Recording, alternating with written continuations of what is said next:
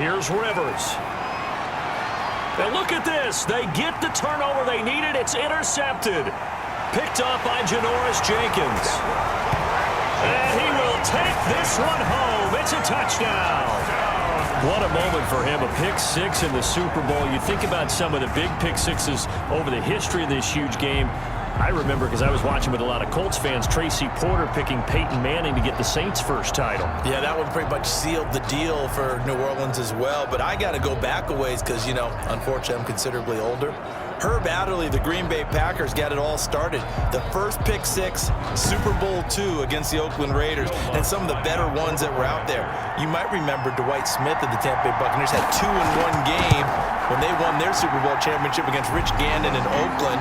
You mentioned Tracy Porter already. How about James Harrison of the Steelers? You remember that one? 100 yards right before the half ended? That was a big-time play. But for me, the absolute classic, Willie Brown in slow motion against the Vikings for the Raiders. The grand old man, Willie Brown, 75 yards. You recall them all, and what a play here. Another pick six in the Super Bowl.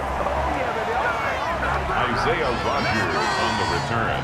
The Colts take over 1st and 10. So now the veteran Rivers and the Colts down 20-17. A minute 37 remaining. They need at least a field goal to send this Super Bowl to overtime as they come up on 1st down.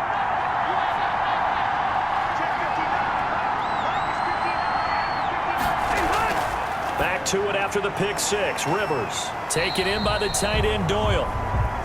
Rivers. And they'll take him down at the 31-yard line. 5 yards on the catch there, brings up 2nd down. And he can't get a throw away. He's taken down. The Colts going to use the first of their timeouts as he'll talk it over here before what will be an important 3rd down. And he's got his man Hilton. And he is going to have a Colts first down as they're able to get the 3rd down conversion. And that's going to be incomplete. Too tough to hold on to that one. It's 2nd down. Incomplete. Marcus Williams on the coverage. Rivers incomplete on 1st down. Here's 2nd and 10. Back to throw.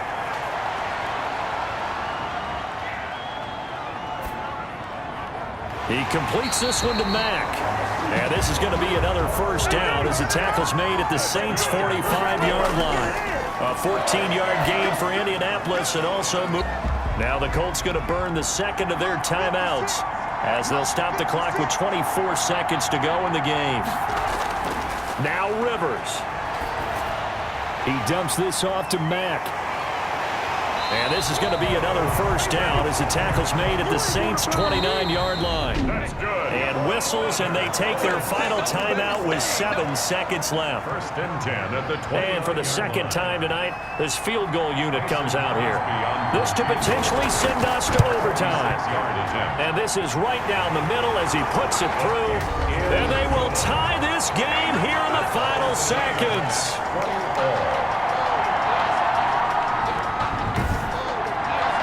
So a money kick there in the final seconds, and now, barring any hijinks on the kickoff here, partner, I think you and I, we're going to settle in for a little overtime. And I wouldn't have it any other way. This has been a dogfight all through regulation.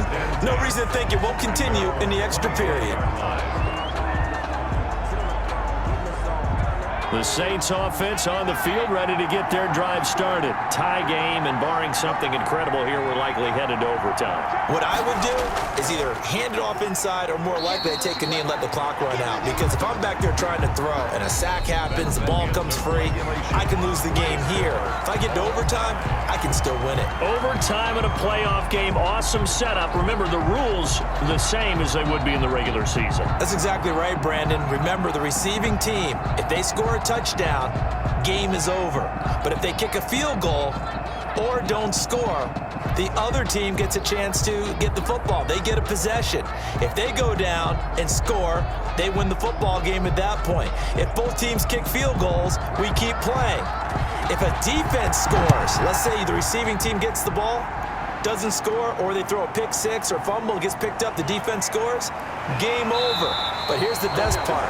In the regular season, only one period is played. We could call it a tie. Here, we're going to play until we have a winner.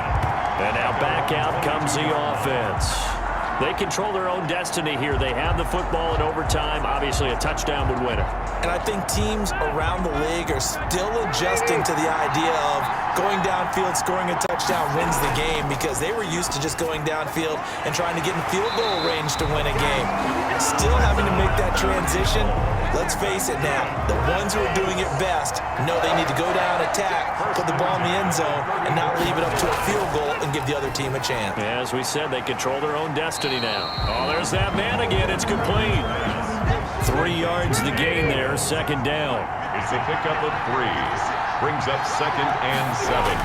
At the 30. From the shotgun, it's Rivers. This goes out right to Doyle. And getting this just shy of midfield, they'll spot it at the 49.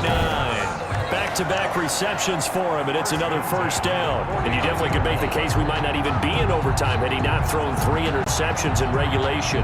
But looking better here so far in OT.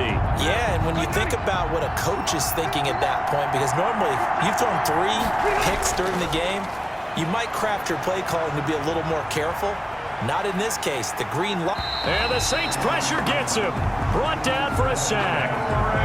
Cameron Jordan in there to get him yet again. That is his 3rd sack tonight. They can't figure him out. And no matter what the situation, the O-line just hates that because they feel like they didn't protect little brother back there, right? Man, that's just so difficult for them, because just think about every single play.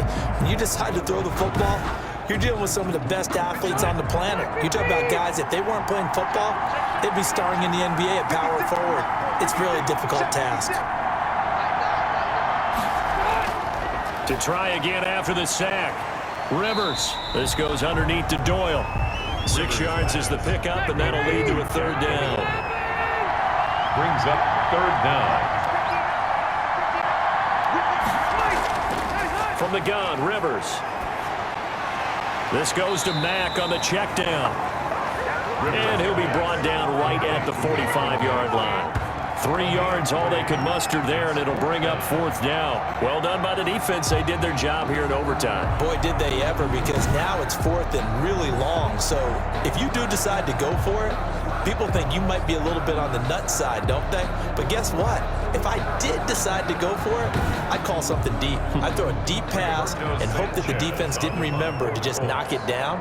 If they intercept it, it's almost like a great punt and helps out your defense with field position.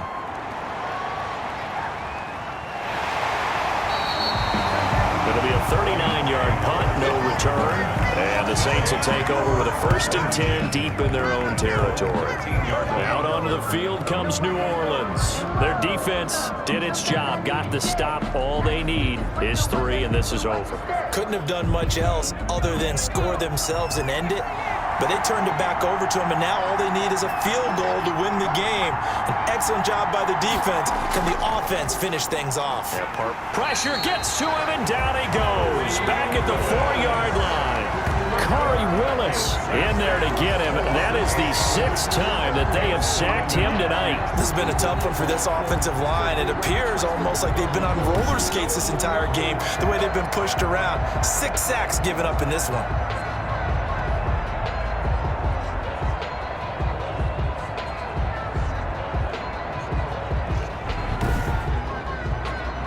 Pass protection has been a problem all night long as they come up facing 2nd and a bundle. Kamara. And he'll take this forward only up to about the 7. He'll get 3, but it leaves him with a big hole here on 3rd and very long. Brandon, all things considered, they have to feel pretty good about getting that type of a gain, considering the blitz that they just had against them. Now on 3rd and long, they'll look to throw. Out of the backfield, that's complete to Kamara. And he'll only get this to the 14 as he'll come up well short of the 1st down. They do get 7 out of that, but not enough to prevent a 4th down. I know there may be temptation to go for it here in overtime, but you have to punt the football. I like how emphatic you are about it, because I know the tendency is, as a player, let's go get this thing. You're actually telling your coach, come on, coach, we can get it. We have that play call. And the head coach has to remember, that play call likely isn't there. Punt the ball away. Punt it away. Be smart. Trust your defense. Trust them. Here's Thomas Morstead now. On for a very important punt here in overtime. His first punt, 45 yards. This looks good as well. Isaiah Rodgers on the return. The Colts take over first. Indy set to go on offense once more and hoping to do better than they did their last possession when they punted the football. Appeal to the vanity of your offensive line. Tell them that they control your fate. Leverage guys. Win the line of scrimmage. If you do that, you start to win first down. You win second down. And guess what? You start accumulating first downs. And that's what they need in order to not punt the ball again. And he will be brought down at about the 43 that time. David Onyemata there on the tackle. Well, any lane that might have been open there was closed pretty quickly, and that was because the defensive front, they won that battle at the point of attack at the line of scrimmage. They used great leverage, held their spot, and stacked him up. They keep it on the ground. Mack again. And he'll be brought down, losing yardage back at the 40.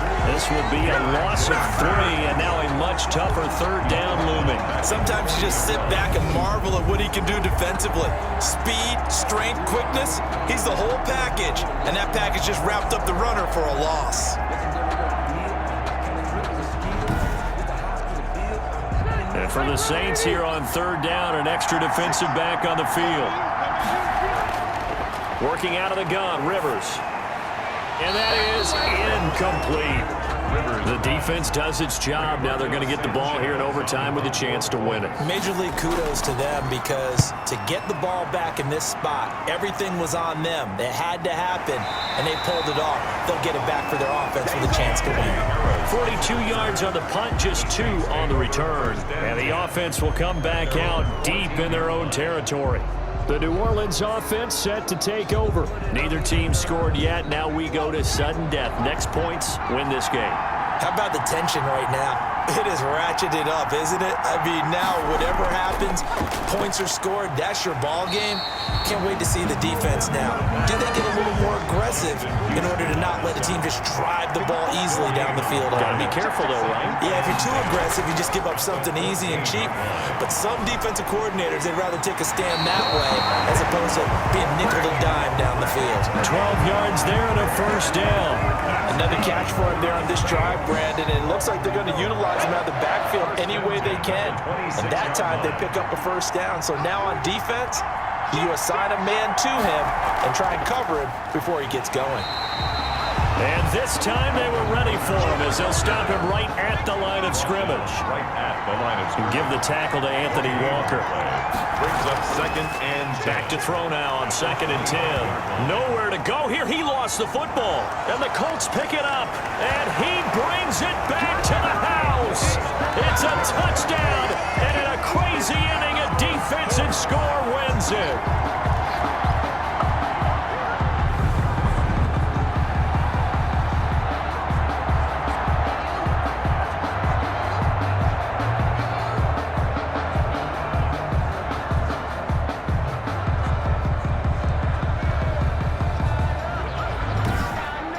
And the Lombardi Trophy will rest in Indianapolis. The Colts are the Super Bowl champs. Saints 20.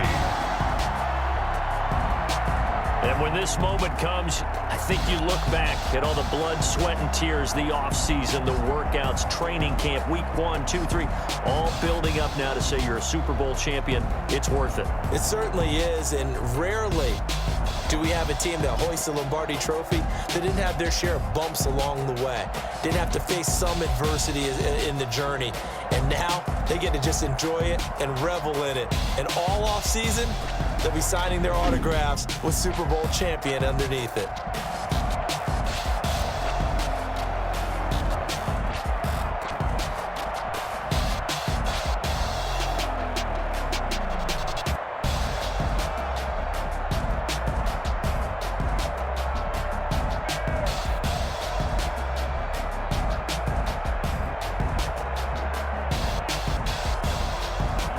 And they are the Super Bowl champs. The Lombardi Trophy is theirs, and so are bragging rights for an entire season. What a season it has been. Feels like we have been there every step of the way. Our entire crew doing a wonderful job.